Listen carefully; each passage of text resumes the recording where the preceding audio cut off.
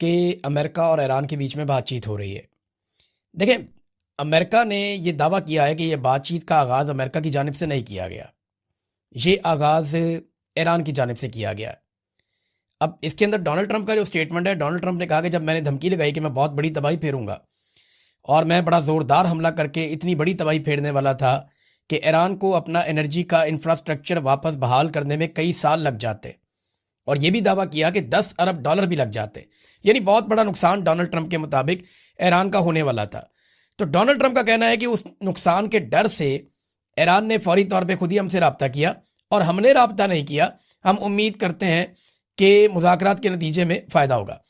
अब ये Donald Trump का कहना है, जबकि ईरान का ये कहना है कि हमारी तो कोई बातचीत ही नहीं हुई, हमारा अमेरिका से कोई रब्ता नहीं हुआ। अब खबरें ये आ रही हैं कि पाकिस्तान को, तुर्की को और एक मुल्क है ओमान, इन 3 मुल्कों का किरदार बताया जा रहा है, मिस्र का किरदार भी बताया जा रहा है कि इन ममालिक ने कुछ रोल अदा किया है अमेरिका और ईरान के बीच में जंगबंदी का। लेकिन क्या वाकई जंगबंदी होने जा रही है? ये दावा भी किया जा रहा है कि एतवार की शाम को एक राब्ता हुआ है आसिम मुनीर में और डोनाल्ड ट्रंप में। अब अगर ट्रंप को पीर वाले दिन ईरान कहता है कि जंगबंदी करो, तो ट्रंप फिर आसिम मुनीर साहब से एतवार के दिन जंगबंदी के बारे में क्यों बात करता है? सवाल तो ये भी पैदा होता है। बड़ी टेक्निकल चीज़ें हैं, जंग के अंदर ज़्यादातर झूठ ही चलता है, और डोनाल्ड ट्रंप अगर बोले तो फिर तो आपको पता है कि वो तो चीज़ों को बढ़ा चढ़ा देते हैं। उन्होंने तो इंडिया के 6 जहाज़ गिरे हुए भी 11 तक पहुंचा दिए थे। अब जो अमेरिका के गिरे जहाज़, अगर उनको भी डोनाल्ड ट्रंप ऐसे ही बढ़ाए तो 50-60 जहाज़ हो सकते हैं। बहरहाल, ईरान के मुतालबात क्या हैं जंगबंदी के लिए और अमेरिका के मुतालबात क्या हैं जंगबंदी के लिए, ये है सबसे तगड़ी और इंपॉर्टेंट खबर जिसके ऊपर हम सबको नजर रखनी पड़ेगी। पहले देखते हैं कि अमेरिका क्या चाहता है। अमेरिका ने कहा कि डील करने के लिए या जंगबंदी करने के लिए या मामला खत्म करने के लिए ईरान को जो अफजूदा यूरेनियम है, जो यूरेनियम उसने तैयार की हुई है 60%, जिसको प्यूरिफाई किया हुआ ईरान ने, वो यूरेनियम अमेरिका के हवाले कर दे। किसी और को नहीं देनी, अमेरिका को देनी है वो यूरेनियम ईरान ने, जो 60% कारामद हो चुकी है, अफसूदा हो चुकी है। नंबर 1 शर्त यह है। नंबर 2 ये है कि आबनाए हुर्मुज़ को फौरी तौर पे ईरान को खोलना होगा और गैर मशरूत तौर पे खोलना होगा। ये जनाब 2 चीज़ें डोनाल्ड ट्रंप ने कही हैं कि उन्होंने कहा जी ईरान की एक बड़ी काबिल एहतराम ईरानी शख्सियत से हमारी बातचीत हुई है और उसका नाम नहीं बताना चाहते, लेकिन मुश्तबा खामनाई नहीं है जिनके साथ बातचीत हुई है। तो इस किस्म की बातें डोनाल्ड ट्रंप ने की हैं। लेकिन अब ये अमेरिका के मुतालबात 2 हैं, मैंने दोनों आपके सामने रख दिए। आबनाए हुर्मुज़ को फौरी तौर पे खोल दें। नंबर 2, जो यूरेनियम है वो अमेरिका के हवाले कर दी जाए। अब अमेरिका के मुकाबले में ईरान के मुतालबात आप देखिए कि वो क्या है। ईरान के मुतालबात भी बड़े क्लियरली सामने आए हैं। ईरान की जो शराइत है ना, वो पहले दिन से 3 शराइत चली आ रही हैं। अब इसके अंदर इक्का दुक्का चीज़ें और शामिल हो गई। एक तो ईरान ये कहता है कि ईरान को ईरान का हक दिया जाए, वो तजारत करना चाहे तो करने दें, उसके ऊपर जो पाबंदियां बिला वजह लगी हुई हैं वो ख़त्म की जाए, तो ईरान को उसको जीने का हक मिलना चाहिए। दूसरा, ईरान ये कहता है कि जो उसका नुकसान हुआ उसका अदाला किया जाए। अब उसका अलग अलग तखमीना लगाया जा रहा है, और कुछ दावे ये हैं कि ईरान 100 अरब डॉलर भी अमेरिका से मांग सकता है उस खसारे के नतीजे में, जो जंग के नतीजे में ईरान को हुआ है, जितना ईरान का नुकसान हुआ है। तो एक और ये है कि आबनाए हुर्मुज़ पे ईरान चाहता है कि उसका कंट्रोल है तो वो फीस भी वसूल करे, जैसा कि दुनिया के कई पानी के रस्तों के ऊपर ममालिक फीस या टॉल वसूल करते हैं, वैसे ईरान चाहता है कि वो भी यहाँ पे गुजरने वाले बहरी जहाज़ों से फीस वसूल करे। फिर ईरान एक और चीज़ चाहता है कि दोबारा जंग शुरू ना की जाए ईरान के साथ, इसके हवाले से कुछ मजबूत जमानतें दी जाएं। और ये भी ईरान चाहता है कि इसराइल जो है वो हिजबुल्लाह के ऊपर हमले भी ख़त्म कर दे, और खलीज में अमरीकी फौजी अड्डों की बंदिश भी उसके मुतालबात में से एक मुतालबा है। और माली मुआवजा तो मैंने आपको पहले बता दिया कि ईरान का मुतालबा। अब देखें ना कितना फ़र्क है। अमेरिका कहता है यूरेनियम दो, आबनाए हुर्मुज़ खोलो। ईरान कहता है गारंटी दो, आइंदा हमला नहीं करोगे। नंबर 2, जो नुकसान किया उसका पैसा भरो। नंबर 3, हम पे कोई पाबंदी नहीं रहेगी। नंबर 4, यहां से अपने अड्डे उठाओ। नंबर 5, आबनाए हुर्मुज़ जो पानी रास्ता है उसकी अब हम फीस लेंगे वहां से जहाज़ों के गुजरने की। फिर ईरान ये कहता है कि हिजबुल्लाह के ऊपर अटैक ना करें। फिर ईरान जब बैठेगा मुज़ाकरात के अंदर तो फिर तो गज़ा की बात भी होगी ना। गज़ा के हवाले से अगर पूरी दुनिया में किसी मुल्क ने प्रैक्टिकली सबसे ज़्यादा आवाज़ उठाई है, ईरान ने उठाई है। अब गज़ा के अंदर से पहली मरतबा जो हमास है, हमास ने जो स्टेटमेंट दिया पहली मरतबा, वो ईरान के हक में दिया। उन्होंने कहा जी हमें, उनको खुशी का इजहार किया जो ईरान कर रहा है इसराइल के साथ। तो गजा वाले तो उधर खड़े हैं जाके, हमास वाले तो उधर खड़े हैं जाके कि ईरान जो कर रहा है वो ठीक कर रहा है। बहरहाल ये जो जंगबंदी है ना, इसके अंदर चंद सवालात पैदा हो जाते हैं, और सबसे बड़ा सवाल यह पैदा होता है कि नेतन्याहू के पास ये आखिरी मौका है ईरान को तबाह करने का। अगर ईरान एटॉमिक पावर बन गया तो नेतन्याहू फारेगा उसके बाद, और अगर अमेरिका इस लड़ाई से निकल गया तो दोबारा कोई अमेरिकी सदर ये दुर्गत देख के इस लड़ाई के अंदर नहीं आएगा। तो नेतन्याहू ने भी कह दिया है हैरानकुन तौर पे कि डोनाल्ड ट्रंप की बात से मैं इत्तेफाक करता हूं। मिसाल के तौर पे उसका स्टेटमेंट मैं आपके सामने रखता हूं। वो कहते जी, मेरे दोस्त डोनाल्ड ट्रंप से मेरी बात हुई है और सदर ट्रंप का मानना है कि अब एक ऐसा मौका मौजूद है कि हम अजीम कामयाबियों से फ़ायदा उठाएं जो हमने अमेरिकी फ़ौज के साथ मिलकर हासिल की हैं, ताकि एक ऐसे मुआहदे के जरिए जंग पर अहदाफ हासिल किए जा सके जो हमें हमारे मफादात का तहफ़्फ़ुज़ करे। यानी नेतन्याहू भी अब इस नतीजे पे पहुंचना शुरू हो गया और वो ये कह रहा है जनाब हमने तो बड़ी कामयाब जंग लड़ी है, तो अब हम मुज़ाकरात कर लेते हैं। और डोनाल्ड ट्रंप ठीक कह रहा है, किसी नतीजे पे हम पहुंच जाते हैं, कोई मुआहदा कर लेते हैं। ये दोनों एकदम ये क्यों कहना शुरू हो गए? इसके बारे में बहुत सारे लोगों का ये अंदाज़ा है, जो दिफाई तज्ज़ियाकार हैं वो ये कह रहे हैं कि अमेरिका हारी हुई लड़ाई में से नहीं निकलेगा।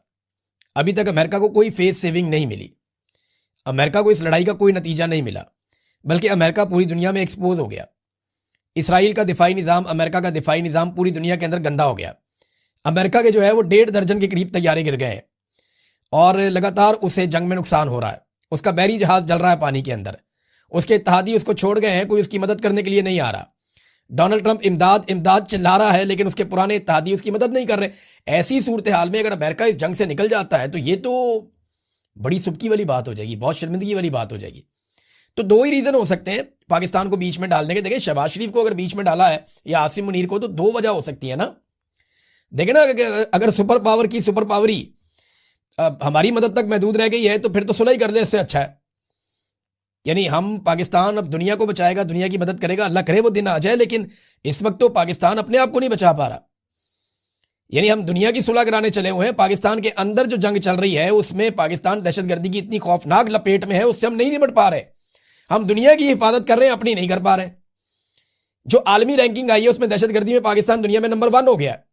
हालांकि हमारे पास है फेवरेट फील्ड मार्शल, किसी और के पास नहीं है, लेकिन हमारी ऐसी दहशतगर्दी में हालत हुई है, दुर्गत बनी है कि पाकिस्तान दुनिया में पहले नंबर पे आ गया है दहशतगर्दी से मुतासिरा ममालिक में।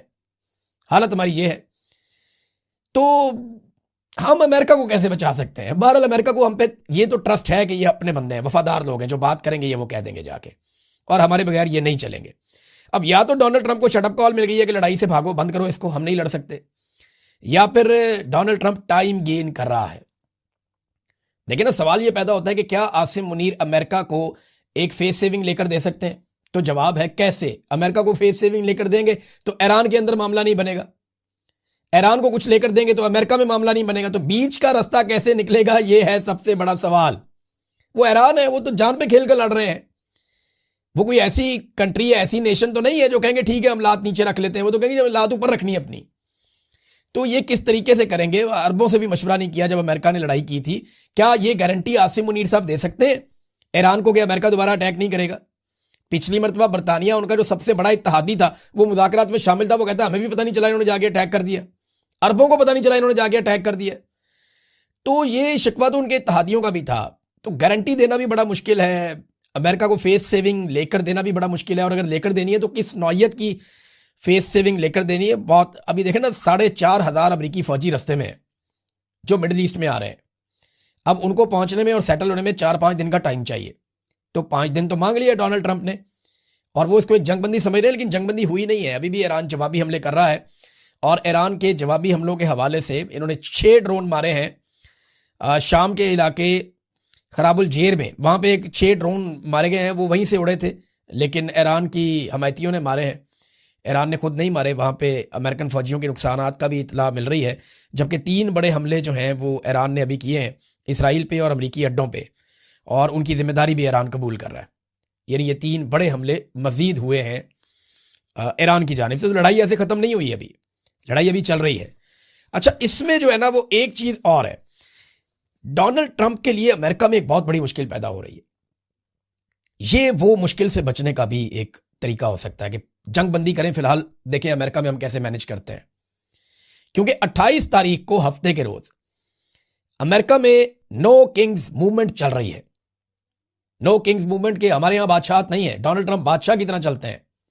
ये मूवमेंट अमेरिका के अंदर शुरू हुई थी, मुख्तलिफ लोगों ने शुरू की थी। इसमें पहली मरतबा जब एहतजाज किया गया तो 3 मिलियन यानी 30 लाख लोग बाहर निकले थे अप्रैल 2025 में। फिर जून 2025 में 5 मिलियन लोग यानी 50 लाख लोग बाहर निकले अमेरिका में। फिर अक्टूबर 2025 में 7 मिलियन अमेरिकी बाहर निकल आए डोनाल्ड ट्रंप की पॉलिसियों के खिलाफ। और अब यह कह रहे हैं कि मार्च 2026 में 28 तारीख को 9 मिलियन अफराद को अमेरिका में बाहर निकाला जाएगा। यह 50 रियासतों के अंदर अमेरिका की 600 जगहों पे एहतजाज होगा। तो नो किंग्स मूवमेंट, इसका एक मैप भी जारी किया है, नो किंग्स मैप, कि ये मूवमेंट जहां जहां चलेगी इस मैप के मुताबिक आप लोग इसके अंदर शिरकत करें। तो अमेरिका के ऊपर, डोनाल्ड ट्रंप के ऊपर इसका बहुत दबाव है। इतने बड़े एहतजाज अमेरिका में किसी सदर के खिलाफ माजी में नहीं हुए जितने बड़े एहतजाज डोनाल्ड ट्रंप के खिलाफ हो रहे हैं। अब इनसे भी डोनाल्ड ट्रंप ने अपने आप को बचाना है, तो इसलिए शायद वो थोड़ा सा मिडिल ईस्ट से तवज्जो हटा के इस तरफ आया और फिर वापस वो लड़ेगा, क्योंकि बगैर फेस सेविंग के मुझे जाती तौर पे ऐसा नहीं लगता। देखिए, मेरा नुक्ता नजर गलत भी हो सकता है, लेकिन अमेरिका की अगर पूरी तारीख आप देखें तो वो इस हजीमत और इस शर्मिंदगी के साथ नहीं निकलेगा। वो बहुत बड़ा कोई डिजास्टर ही कराएगा अमेरिका। यहां से इस तरह अमेरिका इस लड़ाई से निकलना बहुत मुश्किल है। लगे हर दफा एक लड़ाई से बड़े लंबे अरसे के बाद अमेरिका बड़ी मुश्किल से ही निकला। फेस सेविंग किसी ने लेकर ही दी है तो लेकर दी है। पहले भी पाकिस्तान ने इनको अफगानिस्तान से फेस सेविंग लेकर दी थी, और अब क्या पाकिस्तान ईरान से इनको फेस सेविंग लेकर दे सकता है? देखिए ना, अरब ममालिक अब तैयारी कर रहे हैं कि हो सकता है वो भी इस लड़ाई का हिस्सा बन जाए। तो अगर वो इस लड़ाई का हिस्सा बन जाते हैं 5 दिन के बाद, तो ट्रंप के लिए तो बड़ा फायदा है इसमें। और इन 5 दिनों के अंदर हो सकता है कोई बहुत बड़ा फॉल्स फ्लैग ऑपरेशन हो जाए। ईरानी ये कहते हैं कि सऊदी अरब में अरामको जो एक ऑयल फील्ड है उसके ऊपर कोई बहुत बड़ा अटैक किया जा सकता है। उन्हें इस बात का खदशा है, जो ईरानी है बार बार कह रहे हैं कि कोई ना कोई फॉल्स फ्लैग ऑपरेशन करके ये सारे हमें मिलकर पड़ जाएंगे। लेकिन देखते हैं कि क्या होता है। हमें ना सिचुएशन को साथ साथ आपको रिपोर्ट करना है। हम इसके बारे में प्रिडिक्शन कर नहीं सकते, जंग है ना, कभी पीछे हटना पड़ता है, कभी आगे आना पड़ता है। लेकिन डोनाल्ड ट्रंप ने एक चीज सीख ली है। ये अमेरिकन मीडिया में बातें हो रही हैं, वहां बहुत सारे लोग ये बात कर रहे हैं कि इन्होंने ये सीख लिया है कि कौन सा बयान देना है तो स्टॉक मार्केट ऊपर जाएगी, कौन सा बयान देना है तो स्टॉक मार्केट नीचे आएगी। ये बड़ी इंटरेस्टिंग सूरत पैदा हो गई है। ट्रंप बयान देता है कि जनाब हम 5 दिन तक कोई अटैक नहीं करेंगे, बिजली घरों पे हमले नहीं करेंगे, तो स्टॉक मार्केट में $2 ट्रिलियन का, 2000 अरब डॉलर का इजाफा हो गया। स्टॉक मार्केट ऊपर चली गई। यानी जिन्होंने भी शेयर्स खरीदे हुए थे वो 2000 अरब डॉलर का मुनाफा कमा गए। लेकिन जैसे ही ईरानी हुकूमत ने कहा कि जनाब कोई हमारे राब्ते नहीं हुए, कोई मुज़ाकरात नहीं हुआ, तो $3 ट्रिलियन मार्केट से निकाल लिए गए। यानी जो $2 ट्रिलियन ऊपर गया था वो $3 ट्रिलियन मार्केट से निकाल लिया गया। ईरान की क्रेडिबिलिटी ऐसे लगता है कि डोनाल्ड ट्रंप या अमेरिका से ज्यादा है। लेकिन सवाल यह पैदा होता है कि ये स्टॉक मार्केट के उतार चढ़ाव में इस जंग के दौरान पैसा कौन बना रहा है ना बड़ा खेल। तो डोनाल्ड ट्रंप को और उनके दोस्तों को कम से कम ये बात तो समझ आ गई है कि कौन सा स्टेटमेंट देना है तो स्टॉक मार्केट ऊपर जाएगी, उस वक्त शेयर आप बेच दें। कौन सा स्टेटमेंट देना है तो स्टॉक मार्केट नीचे जाएगी, उस वक्त आप शेयर्स खरीद लें। ये इस किस्म की बातें जो हैं बहुत सारे लोग जो इकोनॉमी को समझते हैं वो लोग कर रहे हैं। मैं कोई ज्यादा इसका एक्सपर्ट नहीं हूं, लेकिन ऐसी ही बातें हम सुन रहे हैं। नाजरीन, डोनाल्ड ट्रंप की कुर्बत से पाकिस्तान को क्या मिला? एक बड़ा सवाल यह है। बहुत सारे लोग पाकिस्तान में बगले में जाते हैं कि ट्रंप पाकिस्तान की बात करता है, फेवरेट फील्ड मार्शल कहता है। क्या मिला? ये तो सिर्फ चंद लोगों की मौजें लगी हुई है कि उनके इक्तदार को तूल मिल गया। पाकिस्तान को क्या मिला? कोई सरमायाकारी आई? नहीं। कोई पाकिस्तान के कर्जे उतर गए? नहीं। कोई पाकिस्तान में दहशतगर्दी खत्म हो गई? नहीं। कोई पाकिस्तान में अमन सुकून आ गया? नहीं। कोई पाकिस्तान में इस्तेकाम आ गया? नहीं। कोई बैरून मुल्क से बहुत सारा पाकिस्तान में मालो दौलत आ गया? नहीं। क्या बाहर से बहुत सारे सयाह पाकिस्तान में आ गए? नहीं। और पाकिस्तान को कुछ टके का फायदा भी तो हो। इसका फायदा तो फील्ड मार्शल को और उनके चंद लोगों को है जो जबरदस्ती आकर इक्तदार में बैठे हुए। फील्ड मार्शल ने क्या किया? उन्होंने अपना फील्ड मार्शल का ओहदा ले लिया, ताहयात इस्तिस्ना ले लिया और 5 साल की एक्सटेंशन ले ली। फायदा ही फायदा। शहबाज शरीफ बगैर हुकूमत के इक्तदार में आगे बैठ गया, बगैर अवामी वोटों के आगे इक्तदार में बैठ गया और चौड़े होकर अपनी हुकूमत गुजार रहा है, और अपने मुखालिफ इमरान खान को इन सब ने मिलकर जेल में डाला। फायदा तो इन चंद लोगों को, पाकिस्तान को तो कोई फायदा ही नहीं है। ना हमारी गुर्बत कम हुई, ना हमारी महंगाई कम हुई, ना हमारी बेरोजगारी कम हुई, ना हमारी मीशत बेहतर हुई, ना हमें दुनिया को कर्जे दे रही है, ना दुनिया कोई हमारी इमदाद कर रही है, ना हमारे मामलात बेहतर हो रहे हैं। कुछ भी बेहतर नहीं हो रहा। तो हमें सरमायाकारी भी नहीं आ रही। तो हमें, और बल्कि अमेरिका ने इंडिया पे पाबंदी नहीं लगाई, हमारे लोगों के वीजा पे पाबंदी लगा दी। हमें तो फायदा नहीं हुआ। इंडिया को इजाजत दी कि आप रशिया से सस्ता तेल ले लें, हमें नहीं देते। यानी फायदे तो इंडिया को हो रहे हैं, हमें फायदे नहीं हो रहे। लेकिन हमारे चंद लोगों, देखिए ना, अमेरिकन को यह समझ आ गई है कि इनके चंद लोगों को राजी रखो, उनको इक्तदार में रखो, इनसे जो मर्जी काम करवाओ। इंडिया को आपको बड़ा बेनिफिट देना पड़ेगा अगर उनके साथ आपने ताल्लुक चलाना है तो ये मिलिट्री एस्टेब्लिशमेंट की हरकतों की वजह से ना हमारी फौज भी बदनाम होती है। ये देखे ना, ये एक वीडियो मैं देख रहा था अस्तोर में, ये छोटी सी वीडियो दिखा भी देते हैं आपको, एक क्लिप थोड़ा सा। अस्तोर में पाक फौज के हक में एक शानदार रैली निकली है। इसमें जनाब 2 थानों की पुलिस है, साथ कोई सिक्योरिटी के लोग हैं, दूसरे सादा कपड़ों में कुछ सरकारी मुलाजिम भी हैं और चंद सहाफ़ी भी हैं। और ये 3 या 4 बंदे हैं जिन्होंने रैली निकाली। जो असल जो रैली निकालने वाले बंदे हैं वो 3 या 4 हैं। यानी अगर 3 और 4 बंदों ने रैली निकालनी है पाक फौज के हक में, ये हालात पहुंच गए हैं, तो पाकिस्तान की मिलिट्री एस्टेब्लिशमेंट को बैठ के सोचना पड़ेगा कि इतनी कुर्बानियां देने के बावजूद ये फौज के साथ उन्होंने किया क्या, कितनी बड़ी ज्यादती की फौज के साथ। और ये सब सियासत में गैर जरूरी मुदाखलत की वजह से, वो काम करने की वजह से जो इनके करने का नहीं था। भाई इनके करने का काम था दहशतगर्दी खत्म कर दे, पाकिस्तान को दुनिया में नंबर 1 बना दिया दहशतगर्दी में। इन्होंने जो काम करने वाला था वो किया नहीं, और जिस काम में हाथ डाला उसमें पाकिस्तान को डुबो दिया। मईशत में हाथ डाला, SIFC का सफेद हाथी बनाया, तबाही फेर दी, कोई चीज ठीक नहीं की। और हालात ये है इस वक्त नाजरीन, जो मैं अब आपको बता रहा हूं कि पाकिस्तान में लुटमार कैसे हो रही है। फैसल मस्जिद इस्लामाबाद, ये मैं इस्लामाबाद के सहाफियों को कह रहा हूं, जरा थोड़ा सा ना आप जाके इंक्वायरी करें।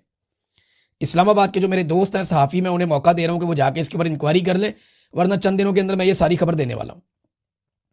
फैसल मस्जिद के पास E7 में डॉक्टर अब्दुल कदीर खान साहब, जो मोहसिन पाकिस्तान है, जिन्होंने एटम बम बनाया था, उनके जेरे इस्तेमाल एक सरकारी घर रहा है।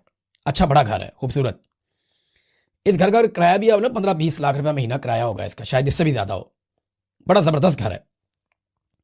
वो घर इस वक्त रेनोवेट किया जा रहा है, धड़ाधड़ उसके अंदर सजावट हो रही है, कीमती सामान जा रहा है, और किसी खास शख्सियत के लिए उस घर को रेनोवेट किया जा रहा है। वो जो खास बड़ी शख्सियत है ना, वो रोजाना की बुनियाद पे जाके वहां पे अक्सर वहां जाके विजिट करके देखती भी है कि मेरा घर कैसा बनाया जा रहा है। तो बहरहाल ये आप चेक कर लें। और एक और चीज भी देख लें कि F6 में आईनी अदालत के जजों को करोड़ों रुपए के प्लॉट बांटे जा रहे हैं। इनसे काम क्या लेना है आप सारे अच्छी तरह जानते हैं। इनसे यही काम लेना है ना, नाइंसाफी करवानी है, जो इन्होंने की है पहले भी। किसी की नशिस्तें किसी को दे दी, मिलिट्री कोर्ट्स के अंदर वो दें सजाएं आप लोगों को, तो ये इस तरह ज्यादती है ना ये। फिर एक बहुत बड़ा जज है नाजरीन, बहुत बड़ा जज है पाकिस्तान का, आप समझ जाएंगे कौन है। उस जज का बेटा इस्लामाबाद में और अपने कबीले के बीच में, वो अक्सर जगहों पे जहां बैठता है और बैठ के उसका बेटा ये कहता है कि मेरे बाप ने कबीले की रवायात को उड़ा दिया है, हमारी नाक कटवा दी है, मेरा बाप ने कंप्रोमाइज किया है, ये बहुत बड़ी ज्यादती है। वो बेटा है अपने बाप के बारे में, और बाप कितना बड़ा जज है, कितने बड़े जज के बेटे ने उसके बारे में हर जगह बैठ के वो ये बातें कर रहा है, अंदाजा करें आप। एक और जज है, वो भी बहुत बड़ा जज है, जनूबी पंजाब से उसका ताल्लुक है, आपको आइडिया हो जाएगा। तो ये जो जज है ना, ये बहुत बड़ी अदालत में बैठता है। इसके 2 भाई हैं, वो हर महफिल के अंदर जाके क्या कहते हैं कि हमारा जी ऐलान ला ताल्लुक ही है इस बंदे के साथ, ये बंदे ने तो सानू जलील करवा देता, ना इंसाफी की थी, बड़ी ज्यादती की थी, हमारे से कोई ताल्लुक नहीं है। ये जजेस अपने घरों में अकेले हो रहे हैं। इनको पहचाने आप, जो लोग इंसाफ दे सकते हैं उन्होंने इंसाफ नहीं दिया। मैं चंद जजेस के बारे में मुझे बड़ा शिकवा है, यानी पाकिस्तान के जो चीफ जस्टिस हैं उनसे शिकवा है कि वो इंसाफ दे सकते थे, या अफरीदी साहब, उन्होंने नहीं दिया। अमीनुद्दीन खान साहब हैं, आलिया नीलम साहब हैं, सरफराज जोगर साहब हैं इस्लामाबाद हाई कोर्ट के चीफ जस्टिस, या आमिर फारूक साहब हैं। ये तमाम जजेस अगर चाहते तो इंसाफ फराम करते, लेकिन पाकिस्तान की अदलिया का वो हाल कर दिया कि दुनिया की खराब तरीन अदलिया में से एक पाकिस्तान की अदलिया है, और ये इन्होंने मिलजुल कर किया। एक और चीज नाजरीन, मैं थोड़ा पेट्रोल के बारे में बात करूंगा, लेकिन टाइम काफी हो गया। नेक्स्ट वीलॉग में मैं आपको बताऊंगा कि पेट्रोल के मामले में पाकिस्तान पे क्या वारदात डाली जा रही है। लेकिन एक चीज शाबाश देनी है खैबर पख्तूनख्वा की हुकूमत को कि 10 घंटों में उन्होंने 11 लाख पौधे लगाए। ये काम मेरे दिल के बड़ा करीब है, मैं जानता हूं ये पाकिस्तान का बहुत बड़ा इशू है, आप सबको भी इस पे काम करना चाहिए। 11 लाख पौधा अगर खैबर पख्तूनख्वा में लगा है तो 22 लाख 25 लाख पौधा पंजाब में लगना चाहिए एक दिन के अंदर। यह मुकाबला है जो करना चाहिए। उसने 10 घंटों के अंदर 11 लाख पौधे लगाए और दूसरी तरफ 10 मिनटों के अंदर 11 अरब का जहाज ले लिया। यह है तरजीहात में फर्क। अब तक के लिए इतने, अपना ख्याल रखिएगा, अपने चैनल का भी। अल्लाह हाफिज़।